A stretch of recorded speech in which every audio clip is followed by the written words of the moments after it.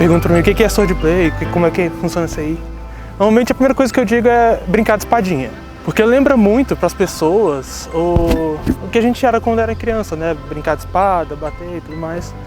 Mas para mim é algo além disso, ele é um esporte, realmente tem regras. E assim como todo esporte, ele nasce de brincadeira e a gente acaba buscando simular historicamente, batalhas medievais e tudo mais. Então ele é um pouco de muita coisa. Mas para mim, ele é brincar de espadinha, ele é socializar e divertir com os amigos. É difícil assim precisar o certo de onde que surgiu a ideia de swordplay. Tem uma galera que fala que foi das simulações de combate medieval com rema ou até com outros jogos, normalmente da Europa. Tem uma galera que fala que o swordplay ele vai ter uma origem do canadense. O que se sabe é que a ideia do buffering em si, de você pegar uma arma reciclada, uma arma de materiais assim que não machucam, e ela já começa em eventos no Canadá e nos Estados Unidos lá para a década de 80. Depois disso, o Brasil vai fazer a sua própria versão do swordplay, né? O buffering, que seria o feito de cano, com materiais mais acessíveis. Os primeiros grupos eles vão fazer o LARP, que é a simulação, é como se fosse um RPG, é um jogo de personagens. E eles vão começar a fazer esses LARPs usando armas recicladas, armas de materiais que não machucam, e eventualmente vai chegar a parte mais esportiva. Você começa a tirar a ideia do personagem e focar só na ideia da competição, do fair play, né? De uma atividade física saudável, divertida e lúdica. As armas da nossa prática, que é o swordplay buffering, elas são feitas geralmente de cano PVC e aquela espuma de piscina, aquele macarrão de piscina. Todas revestidas com 2,5 a 3 centímetros de espessura e todos com silver tape protegendo a lâmina da espada. O swordplay, assim como todo esporte, ele tem regras. Ele tem um funcionamento através de regras. Existem duas modalidades principais dentro da nossa categoria. Uma delas é o combate 1 contra 1, o duelo, e outra é o combate massivo, que normalmente é o que é o mais interessante para a maioria dos competidores, não só aqui no estado, mas no Brasil inteiro, que é o combate entre dois exércitos, né, entre dois grupos, em campanha, não só 1 contra 1, mas um front inteiro e tudo mais, é a parte mais divertida. As lutas são divididas em pontuações. Nós temos duas pontuações básicas, que são braço e perna, que consiste em 1 ponto, e tronco, que consiste em 2 pontos. Temos áreas proibidas, que são, no caso, a virilha, tanto masculina e feminina, o seio feminino e cabeça, masculina e feminina. São áreas proibidas. Acertar essas áreas são punição. Existem também áreas frias, são chamadas áreas frias, que é a mão que está empunhando a espada, no caso, dessa região para cima, não conta ponto se for acertada, ou o pé em contato no chão. São chamadas de zonas frias. Dentro das principais características do swordplay, você pode dividir entre o duelo e as lutas massivas. E os duelos eles se baseiam na utilização de réplicas de armas, entre elas sabres, espadas, escudos, mesmo duelos de arco e flechas, entre outras armas como machados e lanças. Já nas massivas, é dividido uma batalha que consiste em uma grande quantidade de pessoas, e onde todas as armas são permitidas dentro, onde os times são divididos iguais e a pontuação é um pouco diferente também. No duelo, é pré-determinado entre as duas pessoas que vão duelar, se vai ser ponto parado ou vai ser ponto contínuo. Geralmente são 2 pontos de vida no total, 3 pontos de vida no total no caso. Já na massiva é 2 pontos de vida, morreu, levantou a espada, sai da massiva para não atrapalhar mais, porque devido à grande quantidade de pessoas pode acontecer algum acidente, alguma coisa do tipo. Formação! Pessoal, vamos colocar a faixa para começar a massiva. Vamos! As massivas a gente geralmente divide o total de participantes, de membros do clã que escolheram participar dessa atividade no dia, em 2 grupos. A gente tenta dividir, no caso, colocando tantas pessoas da defesa para cá, tantas pessoas da defesa para lá, da vanguarda, da arquearia e da ladinagem, para ficar equilibrado, levando em conta a patente do pessoal, de novo por causa do equilíbrio.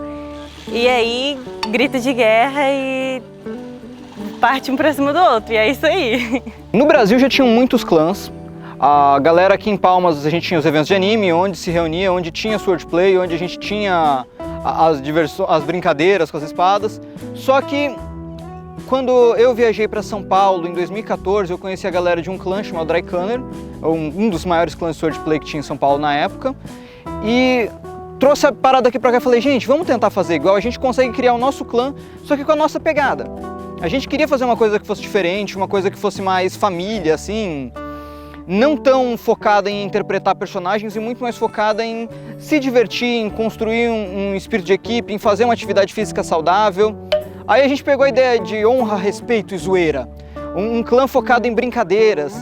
Aí até na época a gente pegou o nome Protetores da Cachoeira do Macacu, em homenagem a uma cachoeira que tem aqui em Palmas, que é a Cachoeira do Escorrega Macaco, e pegou assim, em vez de falar Protetores da Cachoeira do Macaco, a gente colocou esse Macacu, para dar essa pegada final assim um pouquinho jocosa, uma coisa de brincadeira. É difícil você ouvir o nosso nome e ficar sério depois disso. A gente treina em Palmas Tocantins, no Espaço Cultural.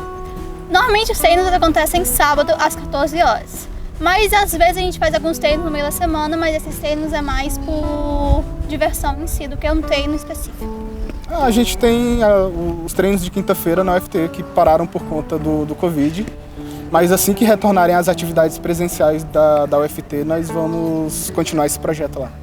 A gente tenta sempre abrir espaço para todo mundo, sem levar em conta qualquer outra coisa da pessoa, além da vontade dela de lutar, swordplay, de bater a espadinha. Mas o que eu gostaria de colocar aqui como diferencial para mim é o Maca Girls, que é um subgrupo dentro do Macacu, especificamente feminino para as meninas, para a gente evitar esses casos de desrespeito e criar uma comunidade, né? Abrir essa conversação entre as meninas, unir mais umas às outras e tal. O swordplay entrou na minha vida de uma forma bem inusitada, porque foi num ano que eu não estava muito bem. E o swordplay eu conheci através de uma amiga minha e foi uma coisa fantástica na minha vida. Me animou porque eu conheci novas pessoas, comecei a fazer uma atividade física muito boa, fiquei mais feliz. O swordplay me trouxe felicidade em si, porque hoje no swordplay pra mim, eu venho todos os sábados porque eu fico totalmente feliz aqui, eu me sinto totalmente completa aqui. Pra mim é basicamente a mesma coisa, só não a parte que eu estava ruim, num momento ruim. Eu estava num momento bom e ele me ajudou muito a melhorar esse momento. Aqui no Macacu a gente cria muitos laços, nós somos bem amigáveis, então isso melhorou minha vida 100%. Tem alguns laços que a gente acha que vai levar pra vida toda, que a gente conseguiu aqui. Eu ficava muito sozinha, a maior parte dos meus amigos eram na internet e eu não tinha muito um convívio com o pessoal da cidade, com pessoas que eu pudesse me aproximar fisicamente, vamos dizer assim. E participar do clã me deu essa abertura para conhecer mais gente local, para fazer mais amizades, para começar a praticar um esporte que eu era bastante sedentária. Sinceramente, formar para ser professor de português não é uma coisa que te leva muito para espaços onde você pratica exercício físico. Então essa foi uma questão muito importante que o clã colocou na minha vida. Praticar um exercício físico, praticar uma atividade física. E o meio social mudou bastante a minha vida. Eu comecei no swordplay muito novo, já tem quase 10 anos que eu tô no swordplay, eu era bem adolescente quando eu comecei. E assim, ele me trouxe amizade, ele trouxe um convívio social muito íntimo, muito baseado em confiança também, porque o swordplay tem isso. E disciplina, a própria atividade física, que é muito importante. Sem o swordplay, acho que eu provavelmente não faria nenhum tipo de atividade física. O swordplay me estimula não só praticar atividade física aqui, como fora daqui, né, para estar em forma, para conseguir acompanhar os treinos. De certa forma mudou muito e eu diria que para mim em especial, como eu estou desde o início do clã, moldou parte do que é a minha vida hoje. O swordplay ele traz essa possibilidade de sair do sedentarismo, de praticar atividades físicas de maneira divertida, com os amigos, sem se machucar, com riscos minimizados e trazendo essa parte mais fantasiosa também da utilização de armas, réplica de armas. Pelo fato do swordplay ser um um meio segregado ou ainda não tão explorado, abre espaço para a inserção de muita gente que é naturalmente, pela sociedade, introvertida. Então muita gente que não tem um espaço para se soltar ou para se conhecer muita gente, tem um espaço no Swordplay para conhecer muita pessoa com o mesmo gosto, com o mesmo tipo de relacionamento. No estado, eu acho que diversificar a prática de atividade física no geral. O nosso clã é um dos maiores do estado e ele com certeza cria motivação para o resto do estado, para as outras cidades também começarem a praticar o Swordplay. E no Brasil, acho que o macacu ele tem muita relevância porque as regras que a gente estabeleceu de convívio, de esporte, de solidariedade, de respeito, elas influenciam muito nos outros clãs no resto do Brasil. Então eu acho que o macacu está mudando o cenário do Swordplay aos pouquinhos, mas tá. A gente começou com o Buffering só, que é a simulação de combate medieval com armas de espuma. Só que eventualmente a gente resolveu começar a abranger mais coisas. A gente pegou o LARP, que é a interpretação de personagens, que a gente faz só em períodos específicos, é só uma vez a cada 2, 3 meses. A gente pegou um período forte onde a gente investiu em atividades sociais, então a gente começou a arrecadar dinheiro para doações de caridade, fazer atividades de Páscoa, de Natal, juntar a galera para doações de sangue, para outros programas que envolvessem ajudar os outros, porque não bastava assim praticar esporte, a gente queria fazer bem de todos os modos possíveis. Aí a gente começou a fazer eventos, originalmente os treinos eram só de sábado. Aí depois a gente começou a puxar treinos de quinta-feira, montamos um campus de treino na UFT, que teve que parar por causa da pandemia e que eventualmente vai voltar. Juntamos outros treinos que eram na Praça dos Povos Indígenas, onde era de terça-feira, às vezes de segunda-feira. Tinha época que a gente treinava quase todos os dias, juntando o pessoal e fazendo uma tentativa de mudar a vida dessas pessoas, ter uma vida mais saudável e em grupo. Todo mundo junto, todo mundo se divertindo, mas todo mundo tendo uma vida um pouquinho menos sedentária, que era muito necessário pra gente. Infelizmente a pandemia ela acabou causando sérios problemas para isso e agora a gente está voltando, pós-pandemia, todo mundo vacinado, com máscara, álcool em gel, tentando manter um distanciamento mínimo e tentando fazer o macacu se reerguer e continuar essa ideia de integrar pessoas e pegar a galera que apanhava no colégio e mostrar para eles que tem um lado esportivo que a gente pode pegar juntos. Eu posso falar do futuro do macacu. A gente tá crescendo exponencialmente. Então, nós começamos bem bagunçados, aí nós começamos a organizar melhor de uma forma que fique bom para todos e que todo mundo possa se divertir. E tivemos problema porque o clã, como eu falei, o clã cresceu muito rápido e com isso a gente está tendo que renovar e fazer coisas diferentes. Procurar sempre evoluir.